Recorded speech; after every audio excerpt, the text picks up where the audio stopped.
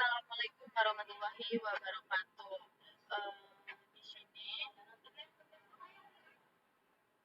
eh, kami dari kelompok chapter 15. Oke. Kami dari kelompok chapter 15 ingin mempresentasikan atau menjelaskan tentang modul 15 yang dimana di sini adalah lapisan aplikasi ataupun OSI layer. Nah, di sini aku bakal ngejelasin 15.1 yang dimana ada aplikasi, presentation, sama session layer gitu. Nah, di sini ada 15.1.1 di mana di situ itu ada lapisan aplikasi. Nah, di lapisan aplikasi ini di dalamnya itu ada beberapa model OSI layer. Nah, OSI layer itu ada 7 lapis, yaitu application, presentation, session, transportasi atau ini, terus jaringan, network, terus ada tautan data atau data link, ada fisik. Nah, di sini lapisan aplikasi ini atau OSI layer ini itu adalah lapisan yang paling dekat dengan penggunaan akhir seperti yang ditunjukkan pada gambar. Lapisan ini juga menyediakan antarmuka antar aplikasi yang digunakan untuk berkomunikasi dan jaringan yang mendasarinya tepat pesan transmisikan seperti itu. Nah, ini ada ininya ya, ada model TCP-nya juga. Kalau aplikasi presentation sama session itu masuk ke dalam lapisan aplikasi. Sedangkan itu transportation itu untuk pengangkut, jaringan itu internetnya, terus data link sama fisiknya itu akses jaringannya seperti itu. Nah, di sini ada lapisan presentation sama session layer. Di mana lapisan presentation itu memiliki 3 fungsi nih. Ada memformat atau menyajikan data pada perangkat yang sumber ke dalam format. Nah, terus uh, ada juga dia mengompres data sedemikian rupa sehingga dapat didemokrasi oleh perangkat tujuan. Terus ada juga dia menginskripsi data untuk transmisi dan mendeskripsi data setelah diterima seperti itu. Nah, seperti ini ya, presentation kan aplikasi. Di sini ada Motrox video, motion picture express through seperti itu ya. Nah, di sini ada lapisan sesi, yaitu suatu fungsi di mana membuat dan memelihara dialog antara aplikasi sumber dan tujuan seperti itu. Sedangkan 15.1.3 di situ ada protokol lapisan aplikasi atau TCP/IP, di mana dia itu menentukan format dan informasi kontrol yang diperlukan untuk banyak fungsi komunikasi internet umum, seperti protokol lapisan aplikasi yang digunakan oleh perangkat sumber tujuan selama sesi komunikasi seperti itu. Nah, di sini ada sistem penamaan, ada konfigurasi host, email, transfer berkas sama web. Nah, mungkin cukup sekian untuk penyampaian modul 15 yang bagian saya 15.1. Selanjutnya akan dilanjutkan oleh teman saya. Halo, aku Zara Nabila. Jadi di sini saya akan menjelaskan tentang 15.2 yaitu pihak kecil. Di sini tuh saya akan menjelaskan tentang hasil yang sudah saya rangkum dan saya sendiri ya. Jadi itu ada 15.1 yaitu client server model. Nah, model client server adalah arsitektur jaringan di mana server itu menyediakan layanan atau resource dan klien itu meminta dan menggunakan layanan tersebut. Nah, cara kerjanya itu adalah klien akan mengirim request ke server dan server akan mengirim respon. Nah, contohnya tuh browser sebagai klien yang mengakses website server. Lalu ada email sebagai klien dan mengakses mail server. Nah, lalu tuh di sini kelebihannya tuh ada di uh, terpusat, atau lebih dikelola dan keamanannya itu lebih baik untuk kita sendiri. Dan untuk lain adalah ketergantungan dari server. Jika server down, semua kami tidak terganggu. Nah, yang selanjutnya adalah peer-to-peer networks. Nah, ini uh, berbeda dengan klien server peer-to-peer, P2P itu tidak memiliki server pusat. Konsepnya tuh dia seperti perangkat, bisa menjadi kawan, bisa menjadi server juga. Nah, semua perangkat disebut peer atau setara. Nah, ciri-cirinya tuh dia tidak ada kontrol pusat, semua komputer berbagi resource secara langsung, setupnya juga sederhana. Nah, contohnya itu adalah sharing file antar komputer dalam satu jaringan kecil. Selanjutnya tuh ada namanya peer-to-peer application. Nah, selain dari konsep P2P, juga digunakan dalam aplikasi P2P application. Aplikasi di mana user langsung berkomunikasi tanpa server pusat penuh. Contohnya tuh adalah file sharing, communication apps, dan distribution system. Cara kerjanya itu setiap user menyimpan sebagian data, data didistribusikan ke banyak peer. Tidak ada satu titik pusat.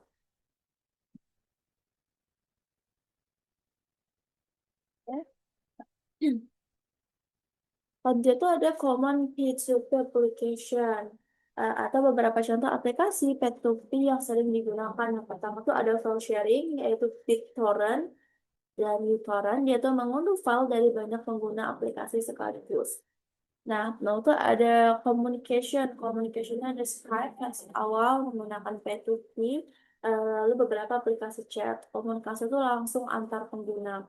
Lalu yang ketiga itu ada blockchain atau SIP, SIP, SIP pulsarisi. Yaitu seperti Bitcoin dan Ethereum, tidak ada server pusat. Semua node itu memverifikasi transaksi. Nah, lalu tuh ada 4 online gaming sebagiannya ya. Game tertentu menggunakan P2P untuk koneksi antar pemain. Nah, P2P ini banyak digunakan karena desentralisasi dan efisiensi dan skabilitas itu cukup tinggi. Namun tetap harus memperhatikan keamanan-keamanannya. Oke, sepertinya cukup untuk penjelasan dari saya dan akan melanjutkan oleh rekan saya.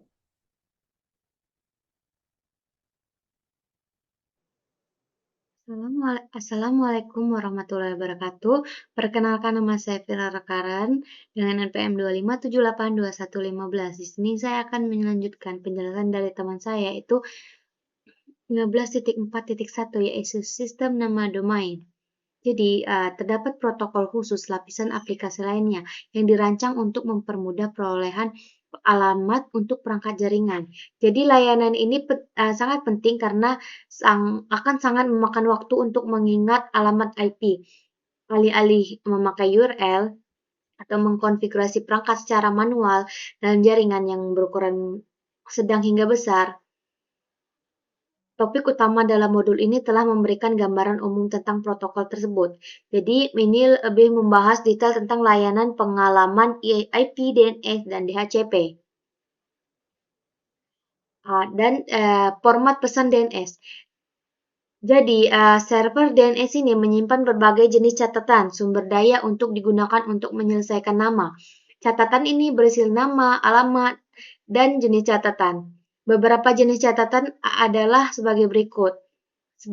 Alamat IP4 perangkat terakhir, NS server nama otoritif, alamat IP6 perangkat akhir,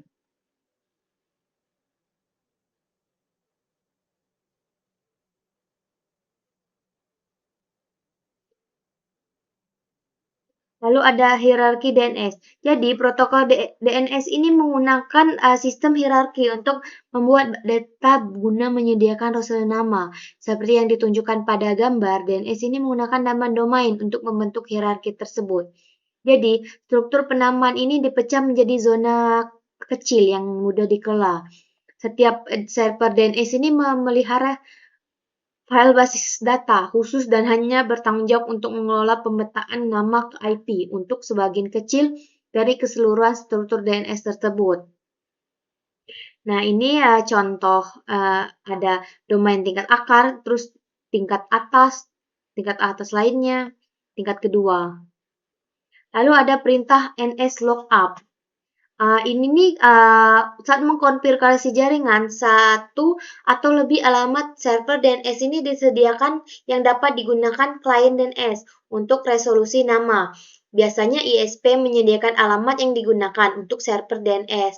Jadi ketika aplikasi pengguna meminta terhubung ke perangkat jarak jauh berdasarkan nama, jadi klien DNS meminta akan menanyakan server nama untuk menyelesaikan nama tersebut menjadi alamat numerik.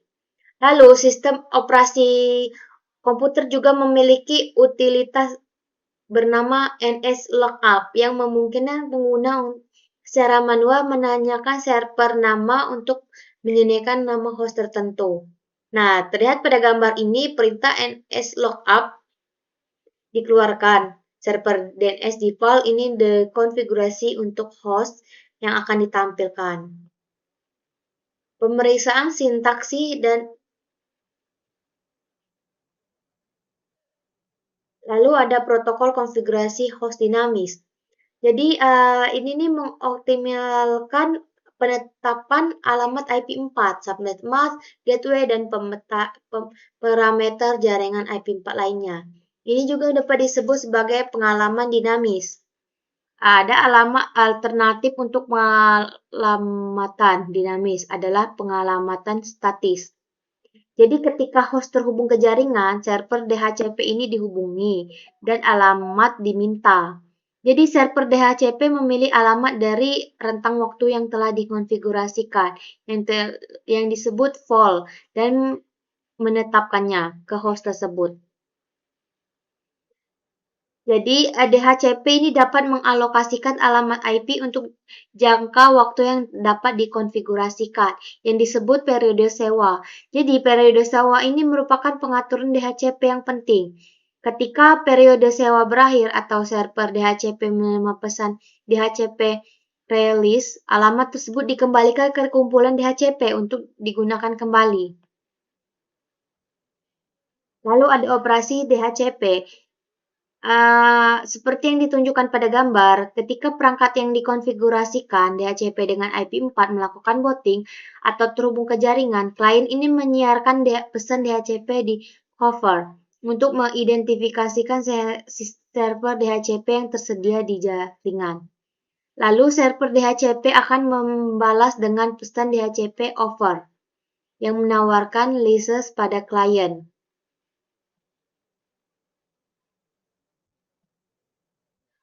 Lalu selanjutnya penjelasan akan dilanjutkan oleh teman saya. Perkenalkan, nama saya Mita Fitnadori dengan NPM 257821002 dari TRI 2D. Di sini saya ingin melanjutkan 15.5 yaitu file sharing service. Nah, pada materi ini kita akan membahas tentang 15.5.1 file transfer protocol atau yang bisa disingkat FTP. Nah, FTP ini merupakan salah satu protokol pada layar aplikasi yang digunakan untuk melakukan transfer file antar klien dan server. Dengan menggunakan FTP, pengguna dapat mengirim file ke satu server atau mengambil file dari server dengan mudah. Nah, perangkat yang meminta atau mengambil file tersebut, file disebut klien. Nah, sedangkan perangkat yang menyediakan file disebut server. Nah, FTP ini bekerja menggunakan dua koneksi TCP yang berbeda. Yang pertama itu ada koneksi menggunakan TCP port 21.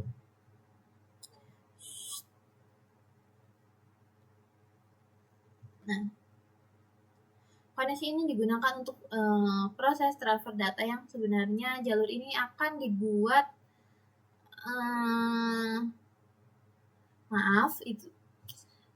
port 21 ini, koneksi ini digunakan sebagai jalur kontrol atau control connection. Jalur ini berfungsi untuk mengirim perintah dari klien ke server serta menerima balasan dari server. Nah, kalau menggunakan TCP port 20 ini, koneksi digunakan untuk proses transfer data yang sebenarnya jalur ini akan dibuat setiap kali ada file yang akan dikirim atau diterima. Dalam FTP terdapat dua jenis aktivitas utama, yaitu download atau pull, yaitu mengambil file dari server ke komputer klien.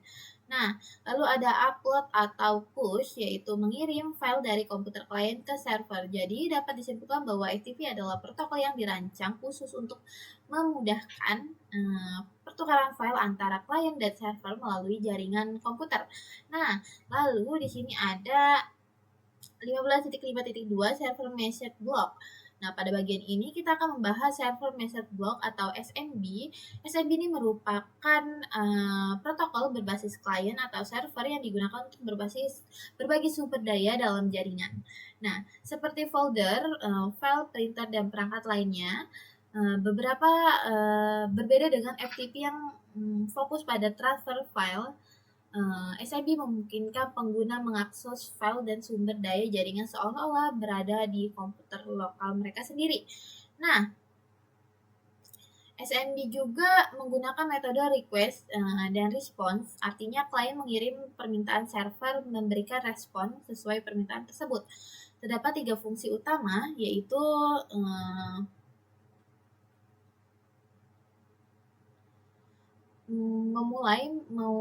mengautentikasikan dan mengakhiri sesi komunikasi. SMB mengatur proses login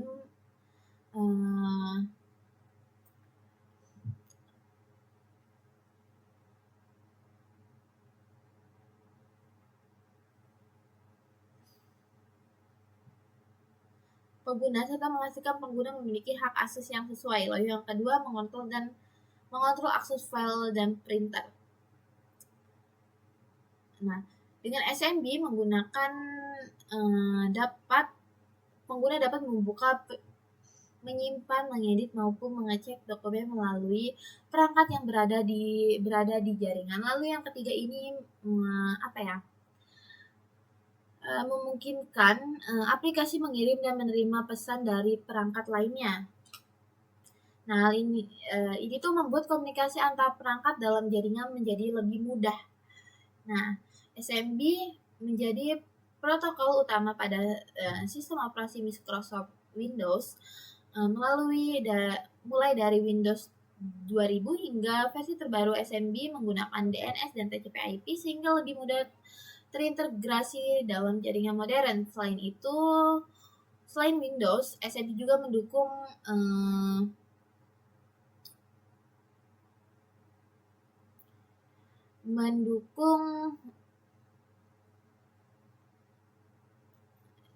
SMB juga didukung oleh sistem Linux, operasi dan Unix melalui layanan yang disebut Samba. Sistem operasi Apple Macintosh juga mendukung penggunaan SMB untuk berbagi sumber daya jaringan. Nah, keunggulan SMB dibandingkan FTP adalah koneksi yang dibangun bersifat jangka panjang. Setelah pengguna berhasil terhubung ke server, pengguna dapat mengakses file dan folder pada server seperti sedang membuka file yang ada di komputer sendiri. Nah, lalu selanjutnya ada